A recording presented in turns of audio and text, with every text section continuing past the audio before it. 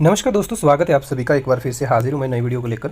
तो दोस्तों इस वीडियो में हम बात करेंगे वही जो JYT 817 पोस्ट कोड है उसको लेकर के। आजकल जो है वो लगभग 50 to 60% डिपार्टमेंट ने अपॉइंटमेंट ऑर्डर जो वो चुने हुए अभ्यर्थियों को दे दिए है। और 5 अक्टूबर यानी पिछले कल भी एक डिपार्टमेंट है जो कि directorate of information and public relation Himachal Pradesh Shimla है। इस डिपार्टमेंट ने भी चुने हुए अभ्यर्थियों को अपॉइंटमेंट ऑर्डर जो वो जारी कर दिए गए हैं।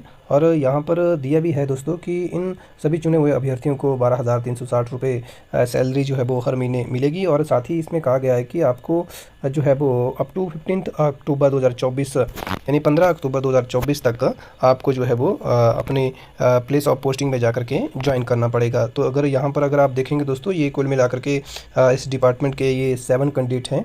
इन सब 7 कैंडिडेट को जो है वो अपॉइंटमेंट ऑर्डर जो वो जारी कर दिए गए हैं। यहाँ पर जैसे सबसे पहले है दीपू कश्यप, तो इसका प्लेस ऑफ पोस्टिंग जो वो directorate of information public relation Shimla है दोस्तों।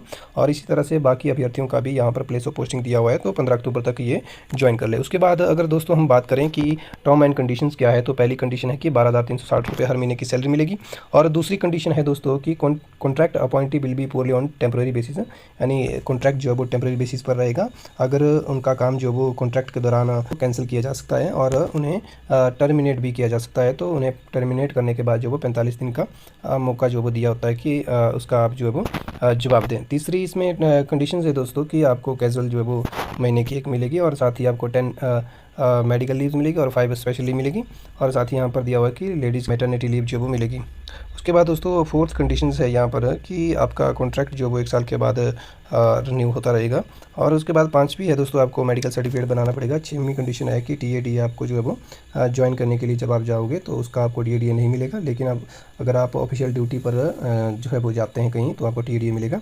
उसके बाद 7 कंडीशंस जो है वो दोस्तों यहाँ पर ये रूल्स दिए हुए बहुत सारे। इसमें दिया हुआ कि ये रूल्स जो है आपको रेगुलर होने के बाद आप पर एप्लीकेबल होंगे। 8वां है 9 ट्रैवलिंग अलाउंस ज्वाइनिंग के लिए जब जाओगे, जो कि मैंने आपको पहले बता दिया। और 9वां है दोस्तों कि आपको एक एफिडेविट जो है वो बनाना पड़ेगा। अगर आप पर कोई केस है या नहीं है तब भी आपको एक एफिडेविट जो वो बनाना पड़ेगा। उसके बाद नेक्स्ट 10वीं कंडीशन है दोस्तों कि contract appointees do not report for duly within the, अगर ये 15 अक्टूबर तक अगर ज्वाइन नहीं करते हैं तो इनकी अपॉइंटमेंट जो वो ऑटोमेटिकली कैंसिल कर दी जाएगी दोस्तों।